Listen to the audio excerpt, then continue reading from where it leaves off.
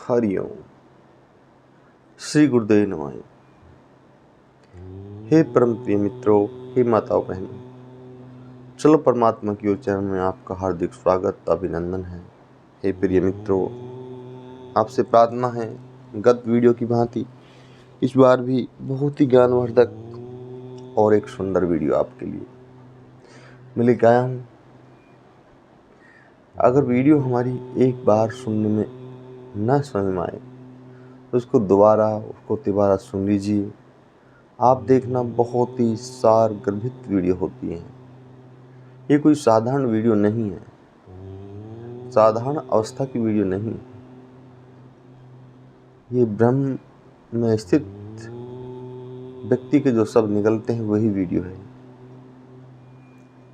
कभी इनको ऐसे अन्यथा न लेना। देखना, इनके लाभ भी आपको अनंत ही मिलेंगे। देखना। हे परम प्रिय मित्रों, जो आज का मेन विषय है,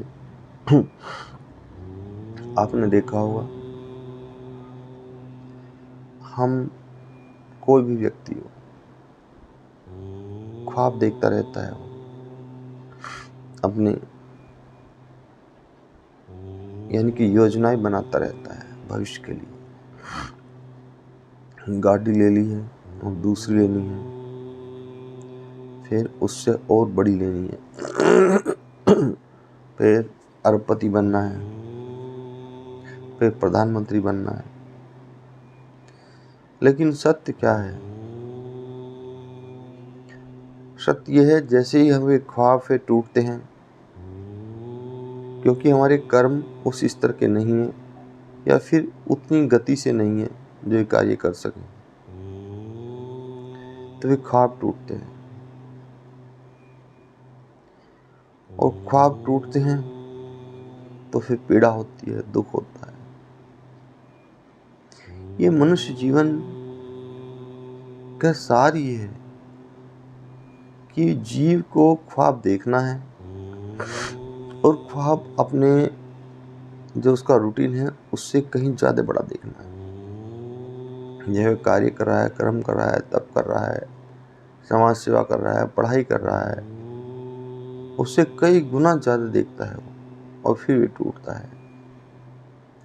जीवन में ख्वाब पानी के बुलबुले के समान होते हैं, इसलिए ज़्यादा ख्वाबों पर ना जाएं, यथार्थ पर रहें।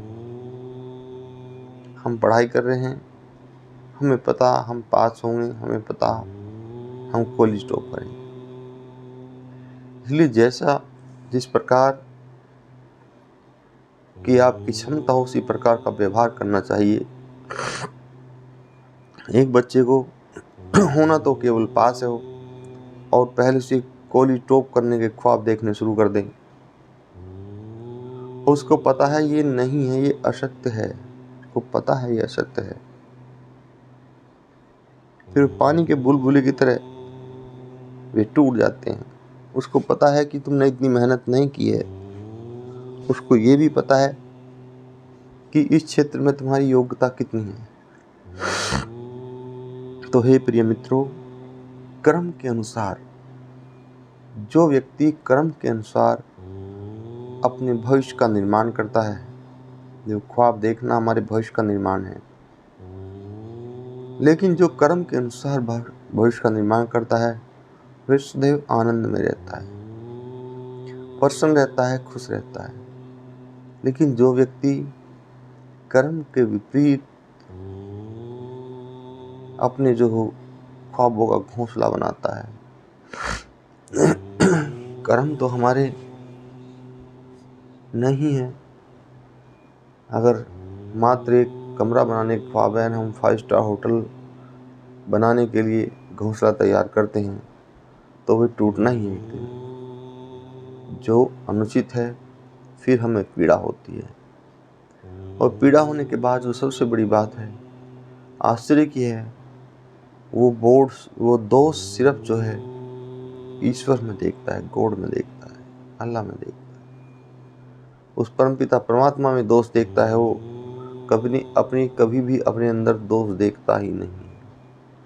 न अपनी जो है योजनाओं में कमी देखता है, ना अपनी मेहनत में कमी देखता है। तो इसलिए जो उस परम सत्ता में कमी देखना शुरू कर देते हैं वे हीन भावना के शिकार हो जाते हैं। और जो हीन भावना का शिकार है उसकी सफल होने के चांस ना के बराबर ही होते हैं और वह बार बार हार के कारण किसी गलत रास्ते को इख्तियार करता है, फिर अपने अंत की ओर बढ़ जाता है। तो हे परम प्रिय मित्रों, हे माताओं बहनों, कभी भी इतने ख्वाब मत पालना पानी के बुलबुले की तरह कि जो एक हवा का झोंका आए उससे उड़ जाए। ख्वाब वे पालना जो यथार्थ के धरातल पर हों और जिन्हें पूरा होने में कोई कमी भी ना हो। हे मेरे परम प्रिय मित्रों, से फिर करबद्ध मैं प्रार्थना करता हूँ कि जीवन तो अमूल्य है, ख्वाब देखना उससे भी ज़्यादा अमूल्य है। लेकिन परेशानी वहाँ है जहाँ हम अपनी इच्छाओं, अपनी कामनाओं, अपने ख्वाब के अनुरूप परिश्रम नहीं करते।